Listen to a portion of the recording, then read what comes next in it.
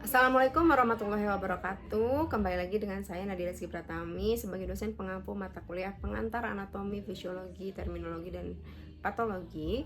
Untuk pertemuan yang ketiga ini kita akan bahas tentang sistem tubuh manusia. Ya, sistem tubuh manusia itu kita membahas tentang pengertiannya, fungsi umum, dan macam-macam sistem tubuh manusia. Jadi sistem tubuh manusia itu memang terdiri dari kelompok organ yang saling bekerja sama untuk menjalankan fungsi tertentu demi mempertahankan kehidupan, ya, serta mempertahankan kesehatan, menjaga keseimbangan tubuh atau hemostatis. Setiap sistem memiliki organ, struktur, dan mekanisme kerja tersendiri, namun saling berhubungan dan bekerja secara harmonis. Fungsi umumnya yaitu adalah untuk mempertahankan kehidupan, misalnya di respirasi dan di sistem peredaran darah atau kardiovaskular, mengatur dan mengendalikan tubuh, ya, dari saraf dan sistem endokrin, melindungi tubuh dari luka dan infeksi di integumen atau kulit dan imunitas, lalu mengolah makanan dan energi di sistem pencernaan atau digestif dan metabolisme, reproduksi dan pertumbuhan itu di reproduksi dan endokrin, ya, atau hormonal, menyaring dan membuang limbah metabolik, ekspresi, dan memberikan struktur dan pergerakan. Itu kaitannya dengan sistem muskuloskeletal. Sistem integumen itu ada organnya, itu adalah kulit, ya, terdiri dari epidermis, dermis, dan hipodermis. Ada rambut, kuku, dan kelenjar minyak serta keringat. Fungsinya itu untuk melindungi tubuh dari cedera dan infeksi, mengatur suhu tubuh, membuang racun lewat keringat, menerima rangsang sensorik, dan menyimpan cadangan lemak. Ya, ini adalah sistem integumen. Kita lihat gambarnya, itu ada gambut, ada pori-pori, ada kelenjar sebasea, pembuluh darah, jaringan lemak, itu ada lapisan yang paling luas kita sebutnya epidermis, yang tengah adalah dermis, dan yang paling bawah adalah jaringan ikat, ya. Sistem skeletal itu ada komponennya. Sistem skeletal itu rangka, ya, itu ada komponennya, itu terdiri dari tulang 206 tulang dewasa, ada sendi, tulang rawan, dan ligamen. Fungsinya yang paling utama adalah untuk menopang tubuh, melindungi organ, tempat melekatnya otot, lokasi pembentuk sel darah, penyimpanan mineral. Nah, ini gambarnya, ya. Jadi sistem skeletal kita itu ada terbagi dari beberapa bagian besar, ya. Khusus untuk yang paling atas di rongga kepala dan wajah itu kita sebutnya dengan skull. Lalu ada di bagian rongga torak, ya, tulang torak. Lalu di belakangnya itu adalah tulang vertebra. Lalu ada tulang sakrum atau panggul. Lalu nanti tulang bawah ada femur, patella, tibia, fibula, ya. Nah, ini bisa dilihat sama-sama gambarnya. Lalu ada sistem muskular atau otot. Nah, otot itu adalah berdiri dari beberapa jenis, ya, sebagai sebuah sistem. Yaitu pertama ada otot rangka, otot polos, dan otot jantung. Ya, fungsinya itu untuk menggerakkan tubuh, menjaga postur, menghasilkan panas tubuh, dan membantu aliran darah dan pernapasan. Ya, sistem muskular itu, nah ini kita lihat terdiri dari beberapa bagian, ya. Tadi ada otot sistem otot jantung, ya. Lalu ada otot rangka dan otot polos, ya. Ini ada tendon, ada otot bicep, ya. Nah, ini kita bisa lihat sama-sama gambarnya. Adapun sistem saraf, yaitu ada beberapa komponen, ya. Ada susunan saraf pusat atau SSP, dan ada susunan saraf tepi.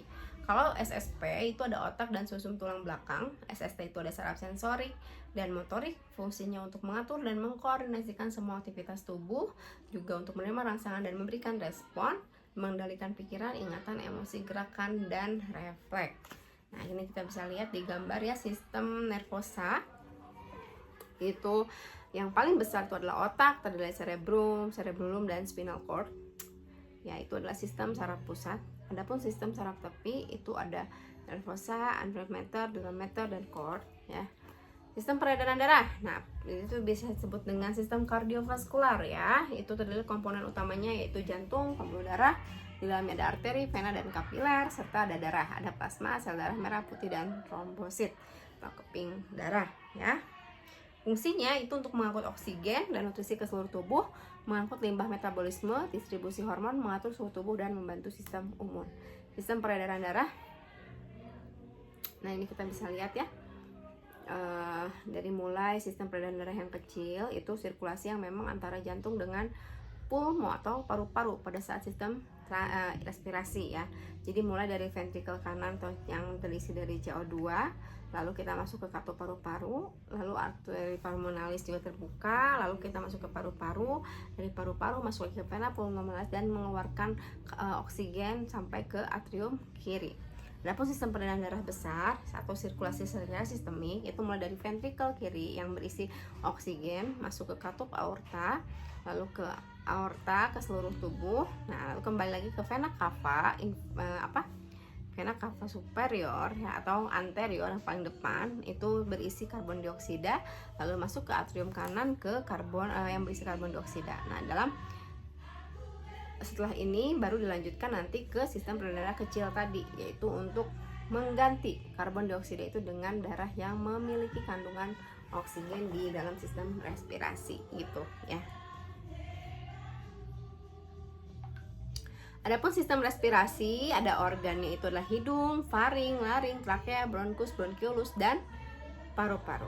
Fungsinya sebagai pertukaran gas di mana oksigen masuk lalu karbon dioksida keluar, yang mengatur pH darah, mengeluarkan uap air dan panas serta menyaring udara yang masuk. Ini sistem respirasi ya. Nah, sistem respirasi itu dimulai dari nasal atau hidung ya. Lalu nanti ke paring. Nah, paring ini dia jadi ada dua fungsi ya. Dia juga masuk ke dalam sistem digestif nantinya. Nah, kalau misalnya paring dalam sistem pernapasan, dia menghubungkan paring dengan trakea ya, paring dengan laring dan trakea ya.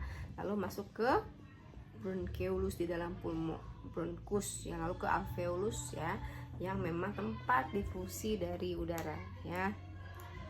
Nah, adapun sistem digestif itu terdiri dari organnya mulut, lidah, gigi, esofagus, lambung, usus halus, usus besar, hati, pankreas dan kantung empedu. Fungsinya itu untuk mencerna makanan secara mekanik, kimiawi, menyerap nutrisi, menghasilkan enzim dan melakukan sisa makanan. Ini sistem digestif, kita bisa lihat gambarnya ya. Ada beberapa bagian, ada esofagus ya, terus juga ada epiglotis, paring ya. Nah, ini berurutan dari atas dulu, yaitu dari hidung atau nasal. Kalau sistem digestif itu dari mulut ya. Nah, ini ada sistem endokrin. Endokrin itu adalah hormonal ya. Jadi kelenjar utama adalah hipofisis, tiroid dan paratiroid, pankreas, adrenal dan gonad. Nah, tiroid dan paratiroid ini yang mempengaruhi perkembangan dan pertumbuhan manusia. Fungsinya untuk mengatur metabolisme, suhu, pertumbuhan dan perkembangan, mengontrol kadar gula, mengatur proses reproduksi, mengontrol stres dan energi. Nah, ini kita bisa lihat gambarnya ya masing-masing. Adapun sistem ekresi atau urinaria itu terdiri dari ginjal, ureter dan kandung kemih. Fungsinya untuk menyaring darah, mengeluarkan limbah metabolik dalam bentuk urin, mengatur cairan dan elektrolit, menyeimbangkan pH. Di sistem ekresi ada gambarnya, kita lihat aja. Bagiannya tentu berbeda ya, female dan male, untuk laki-laki dan perempuan. Kalau laki-laki itu ureternya lebih panjang dibanding yang perempuan ya. Nah, ini ada beberapa bagian yang sudah tertulis, tinggal dibaca saja. Adapun sistem reproduksi, nah itu tentu beda ya. Kalau sistem reproduksi itu ada pria dan wanita, tentu memiliki sistem yang berbeda. Kalau untuk pria itu terdiri dari organnya ada testis, epididymis, vas deferens, penis, kelenjar prostat dan seminal vesicle. Kalau untuk yang wanita itu ada ovarium, tuba fallopi, uterus dan vagina. Fungsinya itu pembentukan sel kehidupan atau gamet ya. Kalau untuk di laki-laki namanya sperma, kalau di perempuan itu namanya ovum. Dan untuk fertilisasi atau pembuahan ya, dan menuju kehamilan, untuk menyusui melalui kelenjar susu dan melanjutkan keturunan. Nah, ini kita lihat ya. Ini untuk sistem reproduksi wanita dan pria, tentu berbeda. Itu bisa dilihat aja gambarnya. Nah, adapun sistem imun atau kekebalan itu organ reproduksi pria itu ada di sumsum tulang, kelenjar getah bening, limpa, timus dan sel darah putih. Fungsinya melindungi tubuh dari infeksi bakteri, virus dan patogen serta menghasilkan imun tubuh ya. Ini sistem imun, kita lihat ya, memang dikendalikan oleh timus ya. Nah, keterkaitan antara sistem tubuh itu, gejala penyakit sering terjadi karena gangguan lebih dari satu sistem. Contoh, sistem pernapasan dan sirkulasi bekerja sama dalam proses oksigenisasi, sistem saraf dan endokrin sama-sama mengatur fungsi tubuh, dan sistem pencernaan dan ekresi menjaga keseimbangan nutrisi dan limbah. ya. Pentingnya memahami sistem tubuh itu untuk mempermudah belajar anatomi fisiologi, menjadi dasar ilmu kesehatan medis, dan membantu memahami gejala dan pencegahan penyakit. Tentu ini akan berguna bagi kalian untuk membantu menegakkan diagnosis penyakit itu dengan melakukan seleksi data dan kodifikasi penyakit dengan secara tepat gitu ya. Oke, terima kasih. Begitu saja untuk pertemuan hari ini. Terima kasih banyak. Wassalamualaikum warahmatullahi wabarakatuh.